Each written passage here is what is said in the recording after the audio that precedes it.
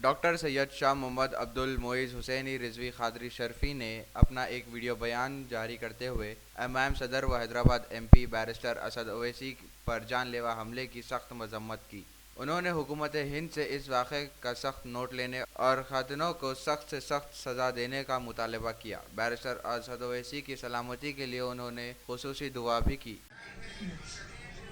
السلام علیکم ورحمۃ اللہ وبرکاتہ۔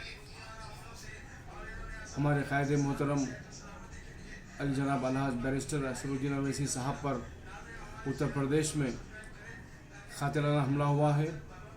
ہم اس کی سخت مذمت کرتے ہیں اور حکومت ہند سے مطالبہ کرتے ہیں کہ اس واقعے کا سخت نوٹ لیں اور جو قاتل ہیں ان کو سخت سزا دی جائے، اور ساتھ ساتھ اللہ تبارک و تعالیٰ کی بارگاہ میں دعا گو کہ اے مولا ہمارے قائد کو سلامت رکھے اور ان کی محنت کو، ان کے جذبے ایمانی کو اور مخلوق کی خدمت کو اپنی بارگاہ میں قبول فرمائے۔